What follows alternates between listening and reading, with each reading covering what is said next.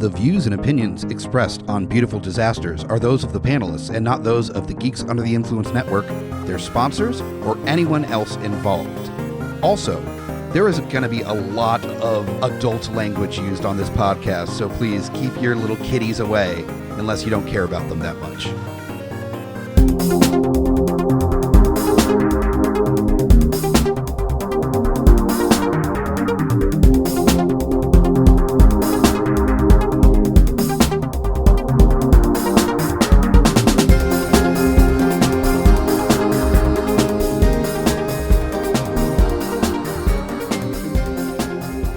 Welcome back to another episode of Beautiful Disasters. This is our first release in Schlocktober of 2021. Woo! Yes, indeed. And we have a wonderful film and a great panel tonight.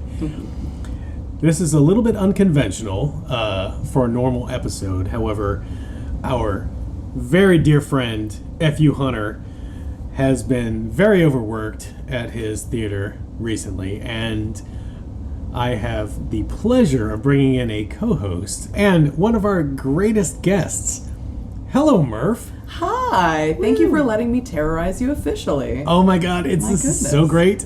I am so excited to have you on this episode. Well, thanks. I'm excited to be here, and you picked an unconventional panel for an unconventional film. Yes, indeed. This is a bunch of firsts tonight. Yes, it is, and I'm really stoked that I got to be on here as the first guest co-host for our panelists' first time on Beautiful Disasters. Yes, indeed. Mm-hmm. Long overdue. Yes, long-time listener, first-time caller. It's Amy Bogard. Hey! Hey! Yes. And yet another first.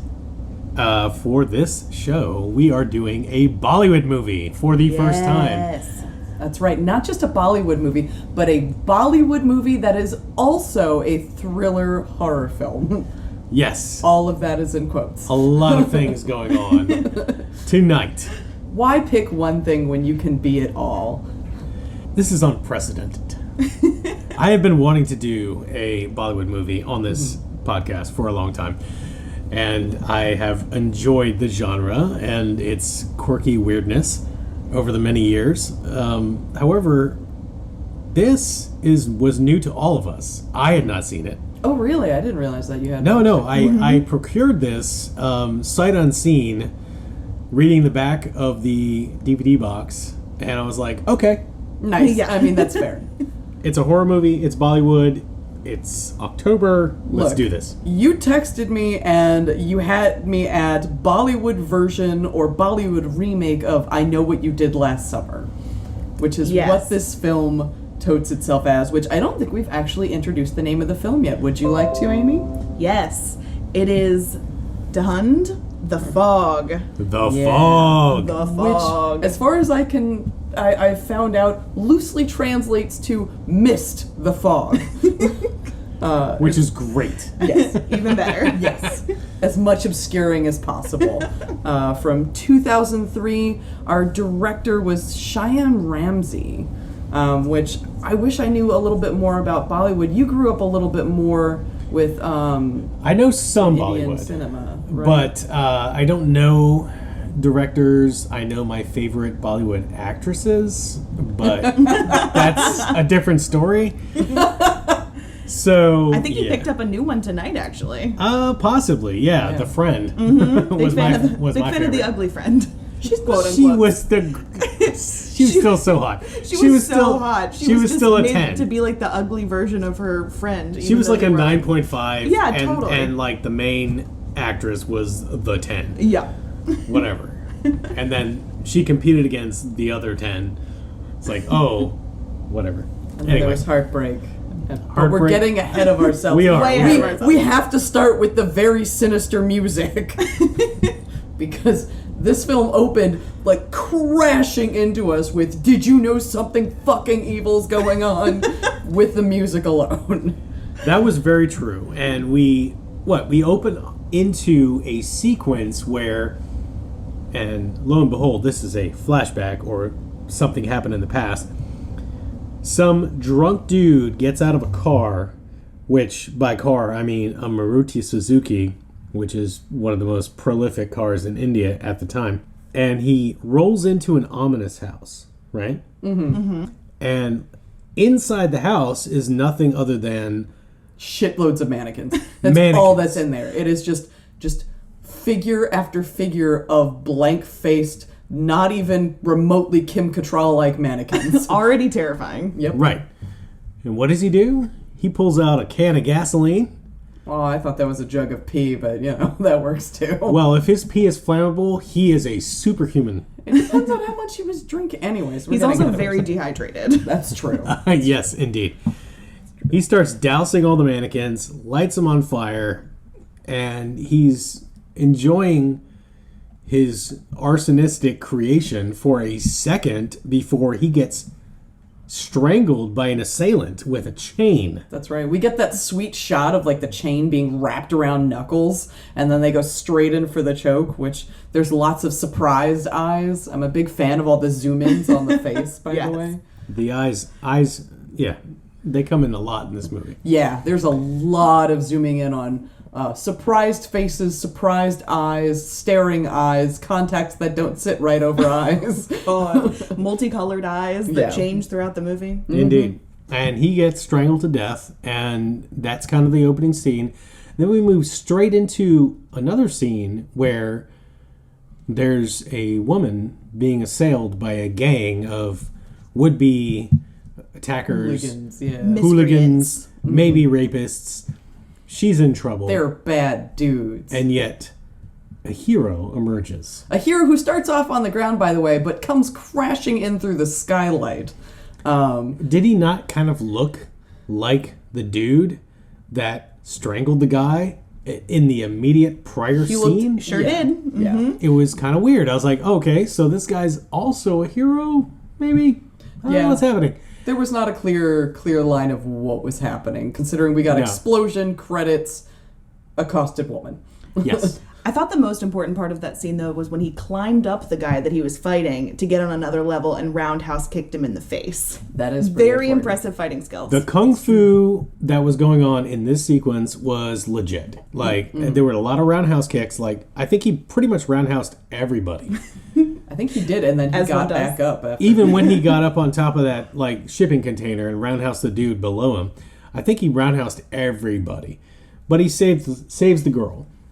And then, cut. It's a filmed scene. It wasn't a movie scene. It was a commercial. Ad. It's like a commercial, maybe. They said that'll be a great ad, and I think we all have the question: an ad for what? I don't know. That sounds like the baddest ass perfume ad I've ever seen. That's the biggest plot hole. Is what was the ad for? If you're smelling that good, obviously a band of rapists want to get you, and you need to be saved by a dude. I think that we're going in a different direction, because I think he's the one wearing the perfume, or cologne, and that gives him hero Oh, he power. had the men's version. That's why they were attracted. Oh. That's why he had to save her. Gotcha. That makes sense. Gotcha. Yeah. I wouldn't know what to do with that. She had the Chanel bitch, and he had the Chanel hero, or whatever. Chanel bitch and Butch, is that? Yes. No. Maybe. Love that. That's a new marketing campaign. Yeah, that's right. Chanel, call us. We're here for you. And then flash to in their office. They're talking about finding the perfect woman for the front of their ad campaign. And there's a long diatribe of what perfect parts make up the woman. But this leads into, most importantly, our first song and dance number. Yes. This is a outside dance number at a water park. A water park, yes. A philosophers themed water park as they're dancing on the Buddha and what looked like Confucius, maybe. I thought that too. Yeah. Who knows? But two very refined figures. We're just gonna shimmy on, and while these two dudes scope out our leading lady and surreptitiously take pictures while pointing directly at her. Lo and behold, this was all a ploy to get pictures of a beautiful lady to put on the front of their magazine. Well, I'm glad that they weren't just going to keep them from themselves. That makes it so much better. No, they're going to make money on it. It's totally fine. I mean, like, India has been transferring into a capitalist society, so it makes sense. And yes, she appears on the front of this magazine and finds out. And she is pissed. She's pissed. Like, they used my visage without my permission. Oh, she has a great line here. She says, "If I don't have them sent to prison, I won't be proud of myself." I love that line. Like, this shit is serious. Very serious. So, this is one of our main characters, Simran, right? This is our leading lady. Our leading lady. And she is hot and doesn't worry for anything because she lives in a fucking mansion. I mean... And she has a bunch of uncles. One uncle, I guess, lives there, and then her other uncle is a mustachioed police captain, right? That's right. Yeah, no, he's the inspector, and every time he appears, the Morricone theme plays. Yes. Yes. Yeah. Yes, it does. Although I do want to say real quick about our leading lady, because I made a note about her, Aditi Govitrikar. She's an actress, was a former model who is the only Indian Miss World, and is also an OBGYN, so they marketed her as the beauty with the brains. So she actually is she's a really impressive person. Nice. And which is remarkable because all of the characters in this film are so dumb. Oh, incredibly dumb. That is true. So- and she doesn't play as smart in this movie. No one does. No one. Everybody is shocked by literally everything. That is a really rare number of skills to her resume. Mm-hmm. I feel like some Bollywood fan out there would want to get an exam. Oh, I'm sure. Just to say... Doctor looked like her. I would want exams anyways. Uh-huh. Okay, fair. Not to be weird, but it would not hurt. That's true. So, our main character, Simran, and her friend, who is obviously lesser than, however, still a 9.5, whatever. She's super pissed off, is complaining to her uncle and her police uncle, "Hey, I'm gonna like sue these guys. I'm gonna, like, this is unacceptable." And they go to the magazine headquarters and confront the two dudes that took the pictures, and police guys with them, and he's being all imposing and shit, and they just turn the fucking tables on him and be like, "You know what? You got style. That's right. What do they say? They start talking about how he could be in pictures and how they want him to be the leading man in the man with the gun or something like that. Right. Yeah. Or no, the man in the uniform. They said something to the effect of, "You have sexy whiskers." Oh, yes. Yeah. At least that's what the subtitles said. And I was like, "Oh, damn." And they basically just like romance this dude with his ego to the point that he kind of gives them a pass because he's going to be in the movies. And they leave, and she's pissed. She's still mad. Yeah, she's still so mad. Legit mad. But now that they've left, he is in love with her. He is way into Simran. Our main dude, Samir, he's got the hots for her. Oh, yeah. So Oh, yeah. now he comes up with this scheme to be able to interact with her more because they've got to interact. He's in love. She's going to be in love too. He knows it. And so the two of them start romancing the two girls. Well, no, you remember how that starts? They decide to steal their fucking purse to get to talk to them more. There it first. is. That was important. There it is. So he has his buddy Kunal fucking steal the lesser's purse. No, steal it's Simran. They have Kunal steal Simran's purse. Oh, okay, no, he stole her. And with another great line where at Yes. first he walks up and grabs it, they don't even notice.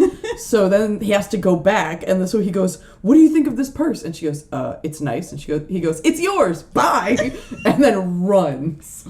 like a cartoon character. What the fuck? Holy shit. So yeah, there was that chase sequence. Chased by the entire restaurant full of dudes. Yep. Oh, and this is this the scene where we got one of the next great inspector quotes? Possibly. Is it when they're in jail or when he gets into the car with the inspector by mistake? He said, where the inspector says, "You can never turn an ass into a cow." Yep. I wrote that down too. Incredible. I gave myself a lot of quote moments where I was so busy writing quotes and questions. There are some God. incredible quotes in this movie. There's a lot in this movie. Now bear in mind, this is a Bollywood film. This movie is 2.5 hours long. And this whole first segment of the movie, outside of the initial sequence at the very beginning, which was horror themed, this is all romantic comedy, hijinks stuff. At one point, the Pink Panther theme is played. That's right. That's during the robbery, yeah. Little Henry Mancini shit going on. And it's like, what the actual fuck is going on? But these two guys at the magazine weasel their way into these women's lives. Mm-hmm. And they come up with an idea to have Simran be part of their Black Beauty pageant. No, Simran decides she wants to be in that independently. That's a thing they all know about. That's a big pageant. Oh, I thought she was going to be in that, and they were supporting her, and so they decided to take the photos for her. They run an ad studio, so that's why he's always taking pictures of her, that's why our other our conflicting lady Tanya comes in to get photos done with them, because they run this big ad studio. Right. So she was going to pay for a photo shoot. And she happens to be an old college friend of Simran. Yep. But she always came in second in the beauty pageants. Right. So she's like, oh, maybe I won't compete. Right. And very importantly, they go and take these beautiful pictures of Simran for the pageant at my new favorite place in the world, Uncle Tom's Beach House. Yes. I thought maybe I would be able to listen to you say that with a straight face. It did not happen. Yes. Because we all lost our shit at Uncle Tom's Beach House. The only white character in the movie. In the movie. I remember I was watching the credits, which had the credits in the beginning of the movie had people's faces with their names, and there was one random white dude, and I'm like, who the fuck is that in this movie? That's Uncle Tom. Why, it's Uncle Tom himself. It's Uncle Tom. It makes it even more funny. We don't have to go into this. We don't have to go into Just stop yelling Uncle Tom. They named him Uncle Tom. That's all I'm saying. Mm-hmm. But yes, the photo shoot was at his beach house, which obviously his beach house is also a mansion, apparently. Yep. Jesus Christ. But we also get introduced to Ajit, who is the brother of Tanya, the college one that lost all the pageants. Mm-hmm. And she's like, hey, I don't want to compete because I always lose to her. And he's like, no, you should. You're awesome. And again, she's still he's being a supportive brother. He's also doing a lot of cocaine. Yeah. He's doing coke. Yeah, poorly. Yes. Without a straw, without any kind of nose device. Put his whole face in there. He's just honking that shit up with his nostril. You say that, but nothing moved. Nothing moved. We just watch him hover over what looks like white powder, and then we are to assume that cocaine was had. It's never brought up ever again. Nope. I think this might be an Indian censor thing. Actually doing drugs on cinema might be bad. Oh. Just nudity is hard to do in Indian cinema, especially back in this time.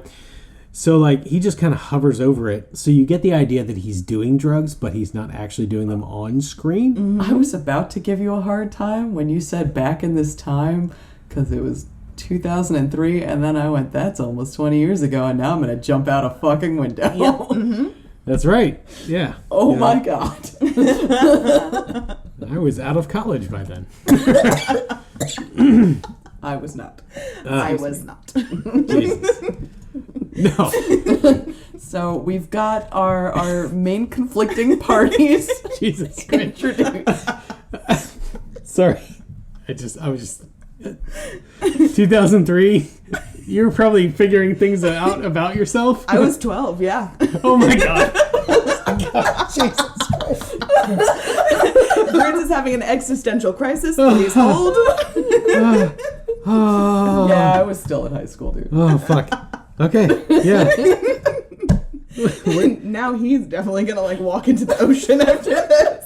I'm definitely. At Uncle Tom's beach house. Don't forget your photo shoot first. I'm gonna jump into a pond that's actually a pool. Oh wow. We're gonna get into that. Oh my God. So yeah. So he decides to be a good big brother and do what any big brother would do, which is to call Simran and give her death threats. Threatened to throw acid on her face. Well, that was the second phone call. It was, I won't kill you. I will That's right. disfigure. I will That's disfigure with acid. Yeah. Don't compete, etc. And Yeah, lots like, of unless. evil hair tosses. Yes. And Oh the no. purple contacts and then the blue contacts and the no contacts. Yeah. He's goth as fuck. Like he was looking good, man. Like legit. And he's been in a bunch of shit, Yeah. which I couldn't place, but you guys have a I little still We bit. had to Can't look it up. But yeah, he's been in plenty of Hollywood movies. I recently rewatched Jurassic World, and he is the guy that runs Jurassic World in it. His name is Fuck yeah. Irfan Khan. But I guess in Bollywood movies, he just went by Irfan. Oh. Very cool. Very sexy. Badass. Very sexy.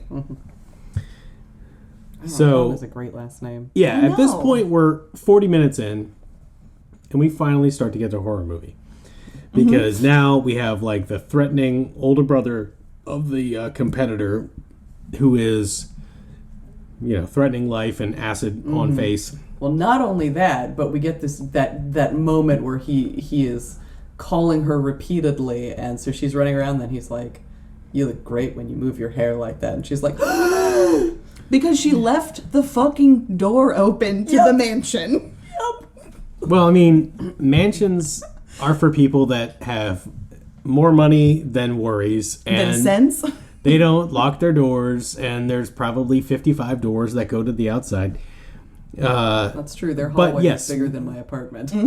We did have a when a stranger calls moment where he's like, "I'm inside the house." He didn't say that. He No. said, "What was the line?" He said something along the lines of, "But I'm in it." Yeah. Yeah, I'm calling like from inside, or so whatever it anticlimactic, was. but Yeah, it's just inside. like, But yeah, so Oh my Ajit God. Khurana, But our then while bad he's guy. inside, that is when he goes ahead and kills her dog and sticks it in the freezer. Yep, like yes, you do. and here, boy, where's your dog?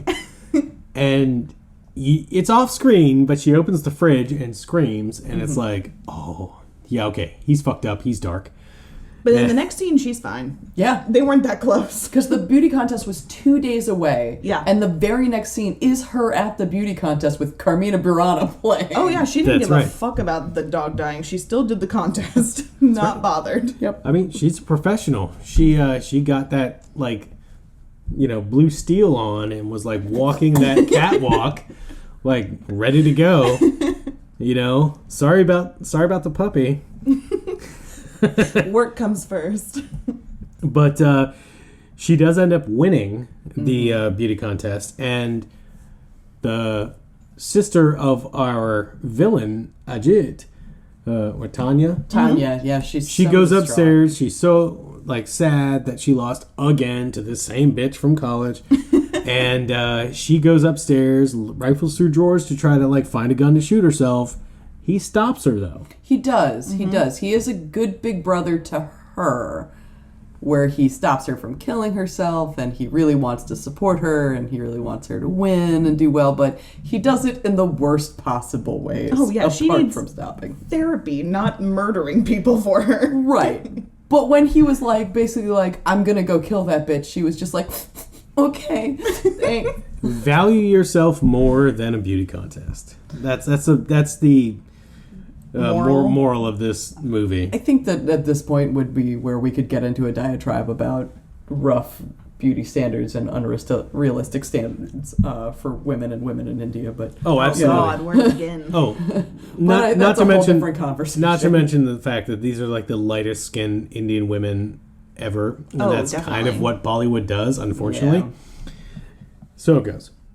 But so we have a musical number that follows this, where all the friends and these two guys and the two girls have hooked up, and they're having like a big musical dance number, and like the secondary ones, like the less hot girl and the Kajal and Kunal. Yes. Kajal and Exactly. Kunal. Kajal and Kunal, like the second friends, are having like a crazy like dance sequence, and she's in like vinyl. Yeah. Like a vinyl dress. And I was like, whoa, hey. What was it that I said? And they're to you? dancing in the rain? Yeah, no, in the Joanne's world, we call that performance fabric. Yes. Amazing. And we get the incredible romantic lyric, "The fragrance in your tresses is inviting." That's right. But everything's inviting. Downward eyes, inviting. That's right. Yes. And then he grabs her by the ankle and pulls her across the table. Hot. So hot. It was so hot. And then there's rolling around in the rain. Yeah. In the Oh, yeah. vinyl. In the... Oh. Just chafing. I couldn't stop thinking about Look, the chafing. I still need to know how their dresses stayed in place so many times, because the amount of things that they were doing, like, what tape do y'all use? Do they still make it? Help a bitch out. We need to know. Inquiring minds. That's Indeed. right. So the girls send the dudes out for takeout That's right. during this. Split the party. And After they're this like, flirty go little get number." us food. However, in the meantime, Ajit shows up, looking like a fucking, like he came out of like a Matrix cosplay party, right? Yeah. Either that or, he looked like an extra from The Crow. Yes, Definitely. indeed. And then he comes up on Simran and starts threatening her, starts He slapping on her. the door, and she's just like la la la la la la, and goes to answer the fucking door. She thought the boys were back with food already. She It's said been as like much. 30 seconds. Yeah, she said as much. Just like, oh, they're back already. Blah, blah, blah, blah, blah. Oh, shit. And he starts slapping her around. And, like, there's a big old, like, sequence where he is just, like, pushing her down, slapping her and stuff like that. He smacks her, and she like spins like 3 times. Indeed. And it becomes a fight to the death. She ends up picking up the weapon, which will be the iconic weapon of the rest of the movie. Okay, but first we got to give a shout out to Kajal, because Simran screams for help. Kajal comes down, doesn't have a weapon, and is just like, I gotta fucking do something, and just comes up and starts trying to wail on this dude. Like, Oh, yeah. not being very effective, She's- but goes for it. She's trying. She's trying. Yeah. She's beating on his back, and he's shrugging it off, and he's slapping her around too. But Simran grabs, and I have not seen this tool before, particularly. It is a fireplace rake. Now we rake the coals. Yeah. Have you seen this before? Yeah, I've seen them, but they aren't Okay. normally quite as sharp. Pointy? Yeah. Like Yeah. this was more like one of those like claw tools that you would use in your garden. Yeah. Yeah, like a trowel. But it had a bunch of teeth to it. And she started like stabbing him in the back, raking across his face, like all kinds of shit. Yeah, she Like- and every time she stabs him, it makes like an angry cat yowl. It's like wow. Oh, it was very dramatic. Yes. And then it would cut to his face, like oh no. And yeah, it was super fun. But he's And- not down yet, No. No, He's Now just he's punctured. and he has the weapon, if I'm remembering correctly. something. I think so. I think or he he's gets it. chasing them, and they lead him up to the upstairs.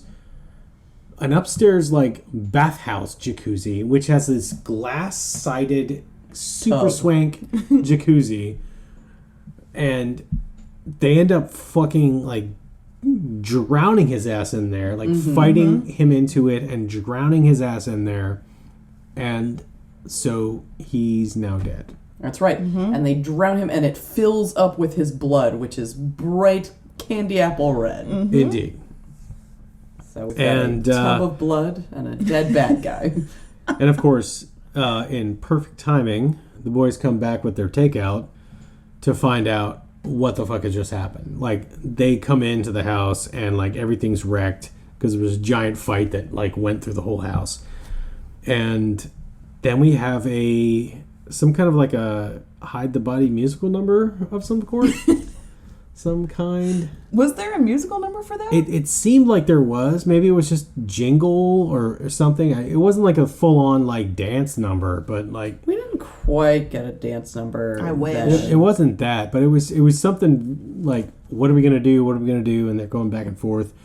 And it seemed like it was almost like just the music was just weird in that scene, where it was just like... There's a lot of choices. What are we doing? What are we doing? It was very hijinksy.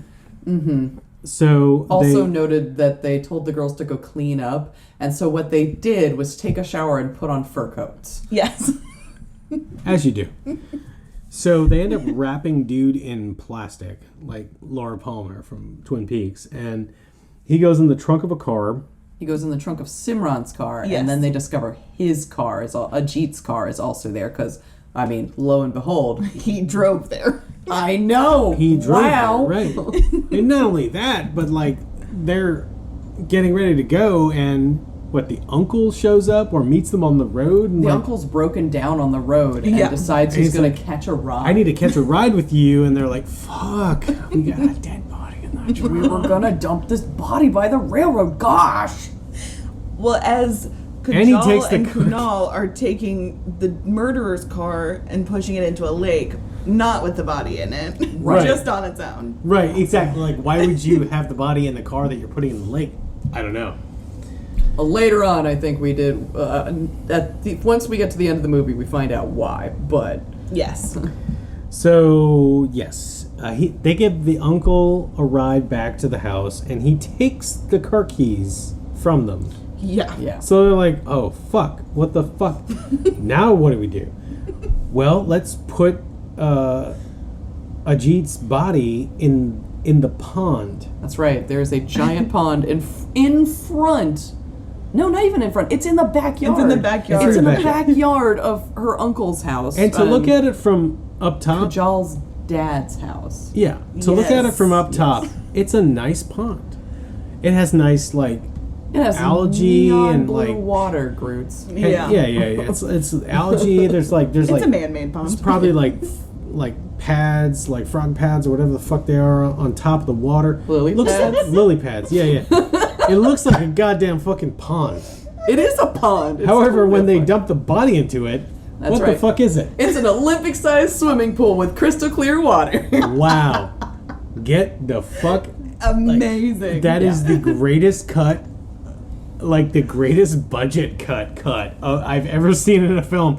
Because the body goes in there and it's just like, oh, we're in the YMCA? Like, what the fuck? And it does that happening? Anytime somebody goes into the pool. Yep. It does happen a second pond. time, and it's hilarious. Because it is by no means an actual pond. It is a straight up fucking swimming pool with clear ass water and like markings of the depth. Like oh jeez, that shit fucking cracked my ass up. Okay. Oh god. His car's in the lake. All right, so we fast forward to Uncle Mustache is on the case. The inspector. Inspector Mustache. Inspector Stash. Put some respect on Inspector Stash is on the case. Okay. And he is trying to figure shit out, but he's a fucking idiot. So it's not that long later that there's a party at Uncle's house with a bunch of people. Mm-hmm. And somebody's car keys get... It's Vikram's. Yeah. So first, we have a bunch of kids show up for no fucking reason. Who are they? Bunch of kids show up and launch their basketball into this pond, and then they're like, Uncle, can we have our ball? Uncle, with these sad, tearful, like orphan faces. And then when they try to get, I guess he's their handyman, Vikram, to get the ball for them, his keys drop into the pool. That's what it is, yeah. And they're like, and he's like, those are my only apartment keys. I'm going in to get them. So, of course, the two dudes are panicking because, I don't know, might be a corpse in the water or something like that. There might be a corpse tied to a statue at the bottom of the pond pool. Yeah. Something that would be obviously an accident if anyone were to discover a body. That guy tied if it was a himself to the pond, statue it and might be jumped. murky enough that you might not see it. But since it's actually under the pond layer, it's a fucking clear ass pool. You would see that shit in a second. Yeah. So, and I think at this point, Inspector Mustache is already on the case. Yes. He's on the Ajit case because Tanya went to the police to be like, he's been gone for 3 days. right. But he's also a fucking idiot. Yeah. So he's Total not going to moron. solve anything, really. He's just going to kind of show up. He made a bunch of people nervous, and he got suspicious of the pond. Because they started panicking over it. Yeah. So yeah, the handyman guy dives in to the pond pool, and under the surface where it's pool, he finds his keys super easy, and also And a lighter. which has the initials AK on it, which is Ajit Kurana. Yeah, those things. And Names. yes. So, and of course, Mustache Cop, like freaking Inspector Mustache, is questioning this lighter. It's like, well, He recognized it from the photo of Ajit that Tanya gave him. that's right. Yeah. He's like, I know this. And, like the dudes are like, oh, it could be any of these names, blah, blah, blah. That he asked Tanya this really great investigative question. Does he smoke a lot? And Tanya was like, yes. Yes. End of scene. Yes. yeah, it was very convincing. Lighter. Solid acting. So they end up emptying the pool. Dun, dun, dun. Dun dun dun. No body in the pond. Just Cool. the statue. Just the statue. What's happening? Well, they've already started to panic though, and so this is before they race back to the farmhouse, right? Yes. This is like right before. So Well- they're still panicking because the inspector suspects them. And also they Oh. realize that what do They we didn't drain the bathtub blood. So they just the jacuzzi of blood. the clear jacuzzi filled with blood. Amazing. So it's a race to get up there and drain the thing while Inspector Mustache is coming up to check out the scene, and Right. it just drains in time. Well, I think my favorite part is that they're trying to be so nonchalant, but he's like, "Oh hey," and waves to them like really friendly, and they're like, and they put their sunglasses on, like he's not all of a sudden not gonna recognize them, and then my God. speed the fuck off. Yep, and then once they've drained the bathtub blood and he gets up there, they're both casually reading. Which Yep. is Yep. great. Oh yeah, everything's cool. Oh, and we get another line from the inspector where they're like casually talking. They're like, "No, I don't know the name Ajit. I don't know this. Do you? Oh, we should get some snacks, Inspector. Yes. Join us for snacks." And the inspector says, "Snacks. I will feed you them, my boy, and you will remember them the rest of your life." And There's got to be good fucking snacks. yeah, That's all I'm saying. just everything is super serious. So when he says intense. it. Yeah. Oof. And at some point, there's a stupid ass car chase, and then That was the stupid ass car chase. that was it. Yeah. Yeah. Okay. All right. So we get back to a sequence where, like, this is where it gets a little like fuzzy for me because I was like running back and forth cooking Indian food at the time. Ajit is back. Maybe a vision, maybe not. Mm-hmm. So he starts chasing Simran yes, around. right? And chasing her around her uncle's house. She's there alone, and it's the most ridiculous chase sequence because all he has to do is look down, and he would have found her halfway through the scene. True. She's just crouching in the Yeah. stairwell. She's crouching literally at his feet, like a few feet below him. Yep. And exactly. He's looking around like, dude. Right there. Not even like hiding under anything. Like right fucking there. Literally. Yeah. Who's the one that steps on the piece of broken She is vase? Simran. Yeah. Simran goes running. That's during that sequence, That's right? during that sequence. Okay. She goes running back into the other room because when she saw him, she panicked and she freaked out and she backed into a vase and it shatters. And she goes running back into that room, looks straight at all the pieces, and then runs over them barefoot. And so it gores her in the bottom of the foot. That never came back. She had no issues later.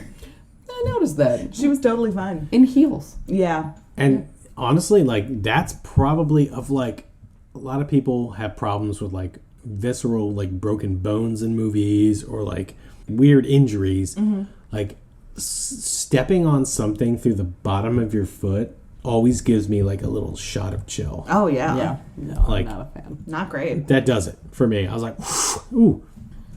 So, Oh, they managed the horror. They did it. I mean, Yay. yeah, I kind of saw it from the side when I was cooking, but like I was still like, oh god, she stepped on the thing. And you see a scene of like her like pulling it out of her foot. I'm like, oh.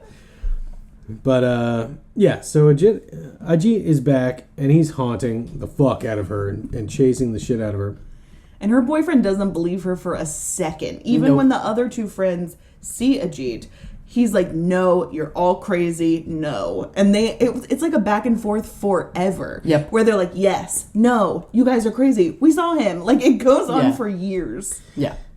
And he's the only one that like doesn't see Yeah. it. And he's just like, well, obviously I'm the Right. correct one. And all right, so this might be confusing for you guys because I might have been distracted. But I have written down that Ajit is in the mall, kills the uncle, and throws him into food. We're getting ahead of ourselves a little bit. Is that a little further? Because first we have the uncle decides that he wants to throw a party for Simran because she won the beauty contest. Right. Which we get another great musical dance number. And she's hallucinating. I think she actually is hallucinating Ajit Yeah. in this scene. Okay. This is just her mental state. Yeah. So Okay. she's just afraid and she's seeing him like up above the party and all that. And towards the end, she and Kajal are in her room going through flowers and they get a blackmail note. Right. So now they're trying to figure out who would blackmail them, which as it turns out was really easy because the blackmailer goes, "Meet me on the hill at 4." 'Cause apparently there is a singular hill. One hill. One hill city, what they Yeah. call it officially. So I guess they're in Bombay. There's a lot of flat land there. No, maybe. It's coastal. Yeah. Oh, okay. That makes sense. Cause Beach house? Yeah, Uncle Tom's beach house. Okay. We never saw the beach. We just saw No, we the didn't. house. There were no actual beach sequences. No, we saw water in the background. There was like a child like running and there was water. Yeah. Oh. Wow, I missed Oh. a frolicking scene. I'm No, so I sad. definitely missed that too.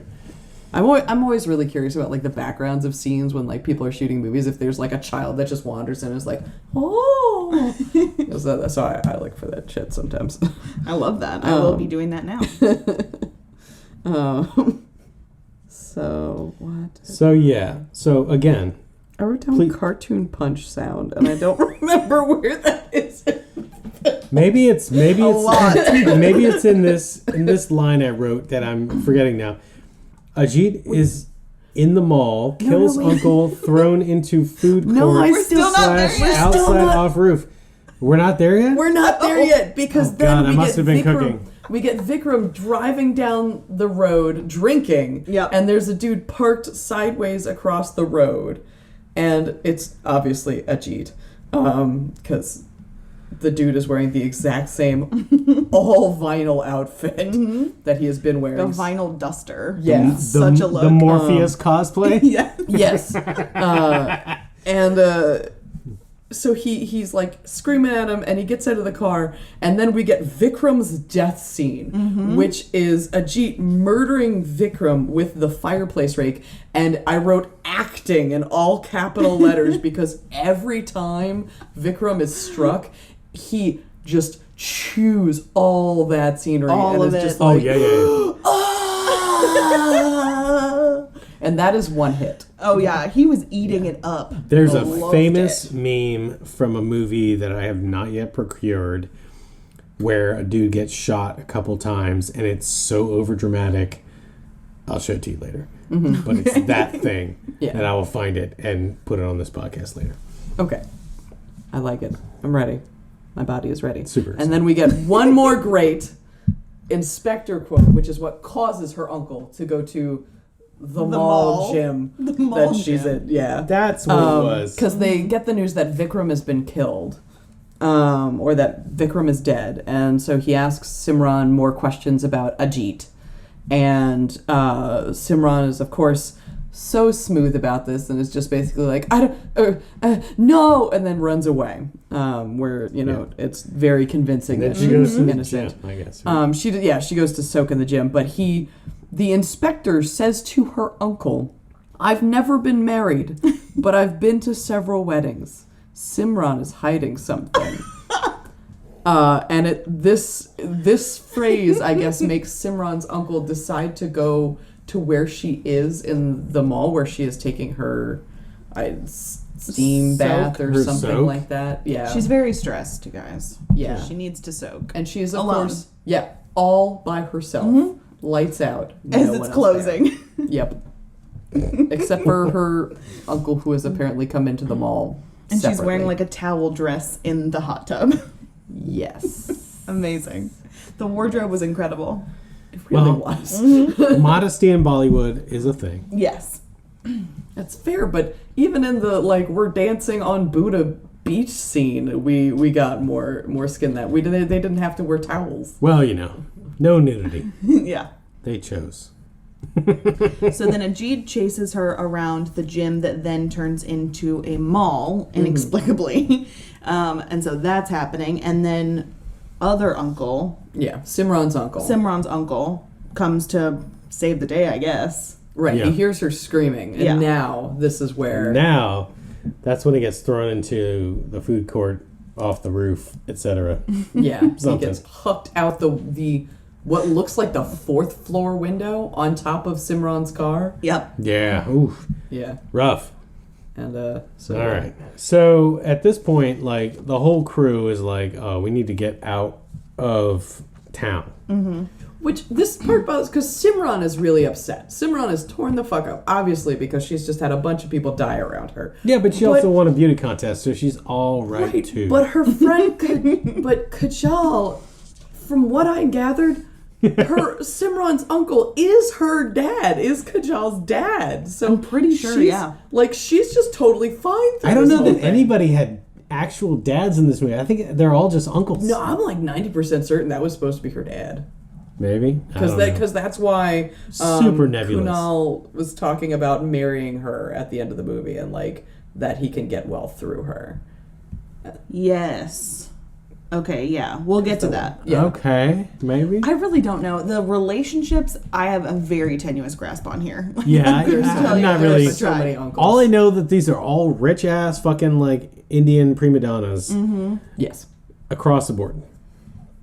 But they do end up, going to Uncle Tom's beach house. That's right.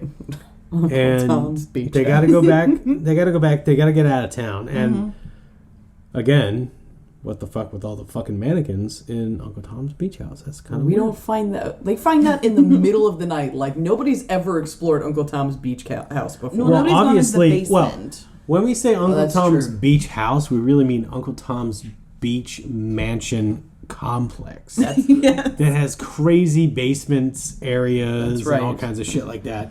The Mask of Zorro has nothing on this. Yeah, exactly. Yeah, it's not just a bungalow. Okay? No, it's not. Oh, no. It is not what I have ever thought of as a beach house. Yeah, it's cavernous. Yeah.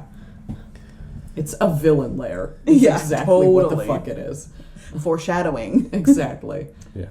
Even more so when we find the fucking room full of mannequins, because we can't say that enough. Well, especially because we haven't seen anything about the mannequin murder from scene 1 throughout the last 2 hours and 25 minutes. Right. The opening sequence of the movie where you're just like, okay, something scary happened, and then it was comedy for 40 minutes, and then you're like, where the fuck are we now? We did get one single scene of Simran holding a picture of the guy that was strangled, but they explained nothing about it. Said nothing about what she was holding, who the person in the picture was, none of that. Exactly. No relation. Nothing. Correct. Nothing. I remember seeing that. I was like, oh, there's that. And that was it. Yeah. And I was like, what the fuck? Yep. So they're at the beach house, and Simran is like all shattered. And oh god, his name just fell out of my brain. What's her boyfriend's name? Samir. Samir is trying to woo her with a song, which had maybe one of my favorite lyrics to say to someone who just had a bunch of family members die, which is, God will never be angry at us. What in the fuck? She's still like sadly, like one single tear down her beautiful, beautiful face. Oh my god. That's so fucking funny. And she is an all black for that scene. Like, she is clearly in mourning garb. Oh yes. Oh my god. And this dude is still trying to hit it. He is, yeah. He's kind of like, this isn't that big of a deal, it seems that. Yeah. Well, see, You know? and the weird thing is that like courting in Bollywood movies is so kind of pure in a way. It's almost like you're looking at like a Christian cinema movie or something, Right. something like that. That It's dude like, was lusty as fuck. oh yeah. No, all the sexual tension is there, but like they're going about it in such the most innocent way. And it's like, oh well, I'll like rub your face and like nothing, like, but I won't actually like. I didn't really find him innocent. He was like all up in her business, and she was kind of like they deterred them at the farmhouse where they were like, we heard what you said, you know, haha, you think you're getting some, go get us some food instead. True. And then in this one, like, he is constantly like all on her, and she is just not responsive. True. But he's not groping her inappropriate. Well, With his mouth? Yeah. Let's not say that entirely. If I was singing at you and I had just begun kissing you on the neck and face and head As you're in mourning. as you were in mourning, would that feel weird to you? I don't know. For purity's sake. Jesus. But I will say that, like, in the context of a Bollywood movie, there was no boob touching or butt touching or hypersexualized content. Yes, it's inappropriate in a lot of fucking ways. Like, don't get me wrong. Like, there's some machismo here that is like dated as fucking our standards, and this was 2003, so even further dated than that. But there's also the dance number at the party, which is the first minute is just moaning, and then the song is about a girl being like, I'm barely legal, I'm hot as fuck, and everyone wants to fuck me. Like, that's the that is theme the of gist the of the song. song. She says all of India Oh can't my take God. their eyes off of me. That was not purity culture. Right. I'll tell That's you true. that. I have come of age. Yeah, pretty much. I can do get believe it. there's a comment from one of you about like a background dancer that looked like they were 12. That was in the club. That was in the club. The club And it's scene. just like, She legit. was 11 years old. It was like, Tomorrow. wow, she's really petite. Super I'm not sure creepy. if she's legal. You should not be in this bar, young lady. Yeah, at least the girl that was doing the barely legal number was definitely like 30, so that's fine. So at some point, Ajit shows up in the beach house. And Oh, the two boys are called away by the inspector, quote unquote. yes, separated again. Yes. So it goes. So Uncle Tom comes and says, the inspector is called and you need to That's right. go meet him and this, that, and the other. And so the boys are like, oh, okay. And the girls stay there and go then- to sleep innocently. And Ajit yep. shows the fuck up. Kajal. Sorry, I said Kajit. Ajit! No, you said Kaji. Oh, did I? My bad. That's their celebrity couple name. Oh, Jal and Jesus. Ajit. Oh my god, I thought we were talking about Skyrim for a minute. Oh my god, you nerd. I love you so much. So God. Ajit pulls out everyone. the fucking fireplace rake poker thing course. that they were Yes. using. Whatever fucking weapon that is, I want it on my wall. Yeah, Okay. amazing. And he's the worst at using it Yeah. in Oh, this fight terrible. scene. Like, he's just awful at it. And there are actual fucking Jason sounds. Like, Oh, while he's chasing like Simran. I was like, what the fuck is actually happening? We've had Ennio Morricone, we've had Henry Mancini, we have like fucking Jason sounds. We had Carmina Burana. What the fuck else is... None of this shit was licensed. I guarantee you. Oh, no. You know, like, what the shit? It's art, man. Mm-hmm. Artistic license. And she crawls through that vent, which he begins to stab. So the vent, there is no purpose for this vent. Because there is a gate on either side. It doesn't go the full course of the room, and it doesn't connect to anything else. There are no fans. Mm-hmm. There is no nothing for it's this also vent. big enough for a person to crawl through. Right, Yep. easily. Comfortably. Yep. Yeah, easily. Even with my bad knees, I could have done this. Vents in movies of any kind that people can crawl through are ridiculous. It's true. And this one was especially ridiculous because it wasn't even a convincing vent. It was a strip of tiny hallway, essentially. Basically, yeah. He then took a pole and began to stab through the top like it was fucking tinfoil. While she screamed the entire way. He still couldn't manage to hit her. She barely moved. Yep. Very convincing. Lots of my God. shifting slightly and screaming. Mm-hmm. Yeah. And she gets out of that, and then we have the return of the love interest, Samir. That's right. He runs into the inspector and then finds out the inspector never called. The inspector was just as baffled as he was, so they all go back to the house. They all go back to the house, and he ends up going to confront this situation, and there's a hero leap. Yes. I was trying to write Tiger Leap, but I wrote Tiggy Leap. Perfect. That's great.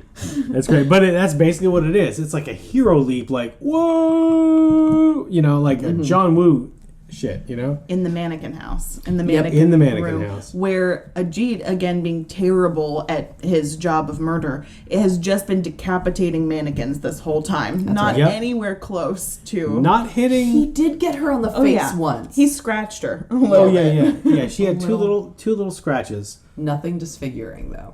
Thank God. I mean, her That's the modeling moneymaker. career is over unless she gets plastic surgery. Yeah. Modeling career's over. No more magazine covers. That's what editing is for. I guess. Photoshop. Yeah, sure. Well, this is pre-Photoshop. Well, not pre-Photoshop. No. 2003? Maybe early days. Early days. It just took somebody 5 hours to do it instead of like 20 minutes. Yeah. Like it does now. Anyway, so, We get ridiculous fight sequence.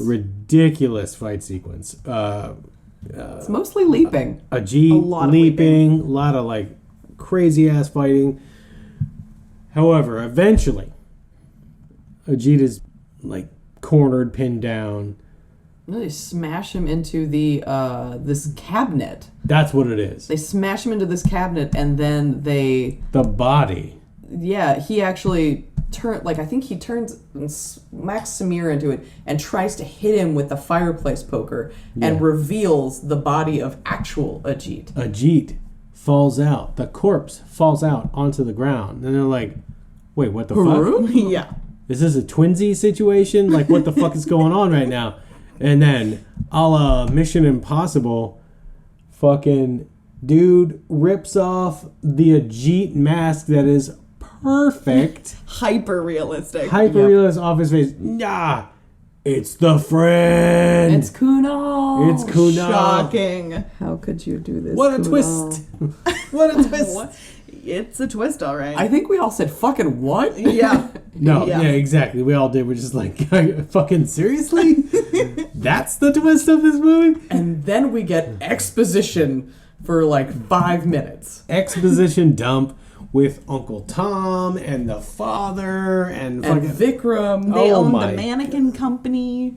That's right. So None of it mattered, really. Rakesh, and who is Simran's dad, who is who the picture was of, and Uncle Tom owned a mannequin company together. And Rakesh decided to double-cross Uncle Tom and try to pull an insurance stunt and light the mannequins on fire, and Uncle Tom tried to stop him and did kill him, but the money from the insurance scam went to Simran instead. And so Vikram came to them and said, here is how we can get your money, and this is to Uncle Tom and Kunal. And Uncle Tom decides he's going to get his money however he has to. And so obviously what has to happen is that Simran either has to die or go insane. So they start working on this plan. So Uncle This is a Tom long is the bad con. guy and also Kunal, oh God. But also, Kunal and Uncle Tom, relationship unknown. Complete question mark. How do they know each other to hash this plan? Vikram also, relationship unknown. Just a lackey is where I landed on that. But then Vikram double-crossed Kunal. That's right. Because they were sharing the Ajit mask and wearing it back and forth. Gross bacteria, but whatever. Yeah, that's a really close-fitting mask. So they're sharing it. And then, Vikram double crosses, so then Kunal as Ajit murders him. So that's great. Which I also don't know why he wouldn't recognize the Ajit mask or know who was killing him. Right. The most convoluted long con bullshit conspiracy of all time. Yeah. Like, this is ridiculous. And, of course, they kill Kamal. Right? Well, Kunal goes to try to murder Simran again. Now he's just mad. Yeah. So the inspector, who has just arrived, shoots him. Shoots him a bunch of times. Yeah. What the fuck? And Inspector Mustache saved the day. there is an apology, and Simran going, I would have given you all the money if you had asked. And then there are credits. And that's it. That's fucking it. And you're like, okay, all right, that just fucking happened. So that was the fog. Yep. That was fog. Doomed. Yep. Doomed. Missed the fog. Missed the fog. Missed the fog. What a time. All right. We've gone a little long because this movie was a little long. I mean, 2.5 hours. There were It so was. many details. There was a lot. Yeah. I am so excited that this was our first Bollywood experience on the podcast. Yes. I have screened some of these movies before, and they've always been a big hit. I will be absolutely glad to show any of you some of my favorites that are even more entertaining than this ridiculousness. I still need to see the rest of Bang Bang. You've only showed me some of like the dance sequences. I know. I haven't seen it all the way through either. Oh, Bang Bang is amazing. And Robot is absurd. Think of The Matrix, but way more fun with musical numbers. And I can't even. Sold. I can't even. It's one of the best insane sci-fi CGI action shits ever. However, we're going to wrap this up. However, before we do, we're going to postulate the best notion of, if you are going to watch this movie as a double feature with something else, what might that movie be? Wow. I have my pick, but would you like more time to consider I would. yours? Yes. Okay. This has been a mindfuck. I have my pick, so you can go first. Okay. So I am not super familiar with Bollywood, but I would like to go with another horror musical theme. So I'm going to go Anna and the Apocalypse. Oh, yes! That movie is so much fun. It is. It's a ton of fun. The musical numbers are incredibly well timed. It is fun. It is also a rather good and rather moving story, which I was not prepared to cry over. So I think that the ridiculousness of Dund will pair in a fun way with Anna and the Apocalypse, where you could honestly interchange which one you start or end with, just depending on how your audience is feeling. And also that pick also has a reasonable runtime. That's not absurd. Yeah. But, we get into Bollywood because we love it. Mm-hmm. Fair enough. Okay, that's a great pick. I love it.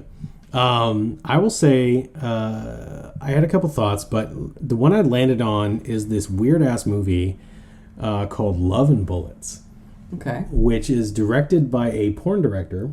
It's not a porn. Okay. It is one of his only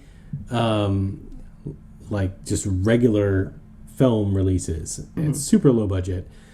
Came out in the 80s. It is an adaptation of Hitchcock's Strangers on a Train, where basically two guys meet that don't know each other and decide to kill each other's wives. Oh.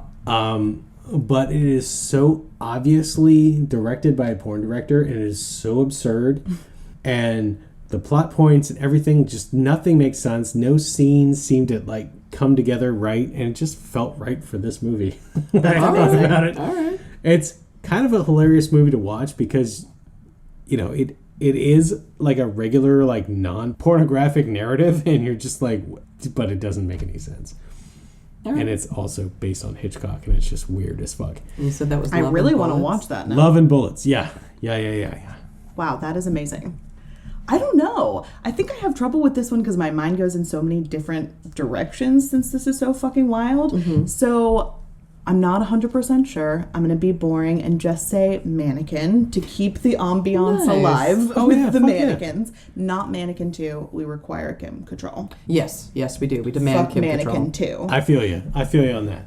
No, that's great. All right. So, yes, let's wrap this up. Thank you so much. Murph, thank you for co-hosting with me. Yeah, it was a pleasure. Hopefully I did a good job. Hunter couldn't make it, and we love having you on every time. Mm-hmm. So thank you for co-hosting. You're very nice to me. Thank you for letting me be. You are far too good of a guest. You just like me because I take notes. God damn it. You take great notes.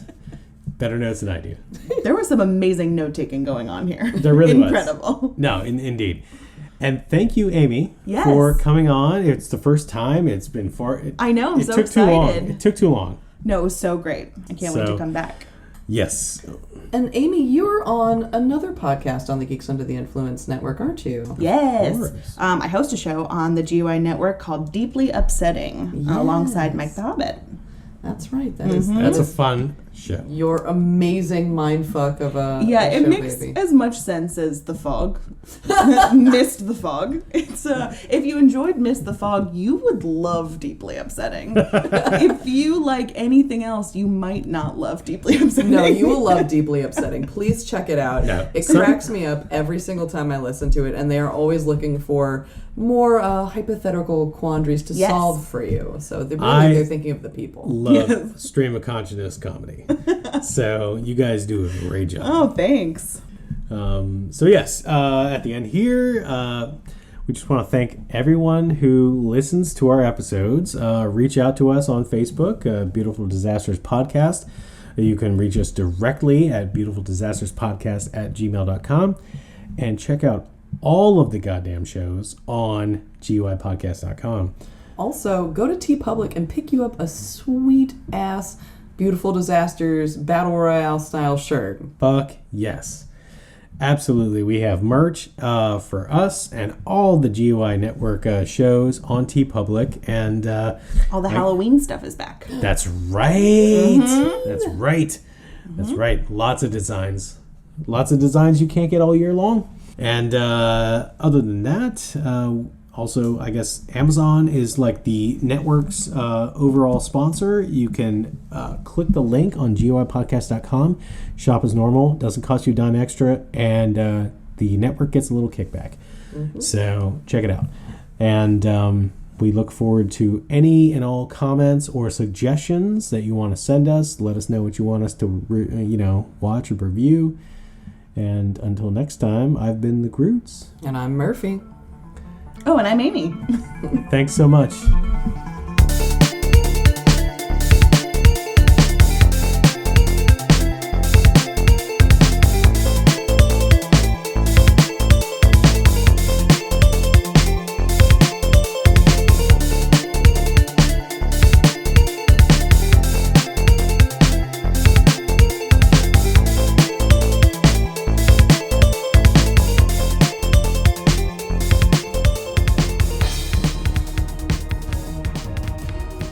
Coming straight from the mouths of madness, I'm Lowdown. I'm F.U. Hunter. Do you love horror? We fucking do. So this is a podcast dedicated to all things in cinematic horror. We're talking movies, television, composers, special effects artists. We're gonna fucking cover it. So if you love horror, embrace the madness. In a world ravaged by movie studios that keep rehashing the same things, only one podcaster has the guts to make it even worse. Join Mike the Hobbit as he traverses the internet to bring you some of the best and worst ideas for reboots, remakes, and reimaginings of some of your favorite and least favorite TV and film properties. Ideas like a John Waters He-Man movie, Fantastic Four the musical, and Aliens, done entirely with marionettes. What podcast would bring this evil upon the world? This is Smack My Pitch Up. Available anywhere you get your podcasts. GUIPodcast.com.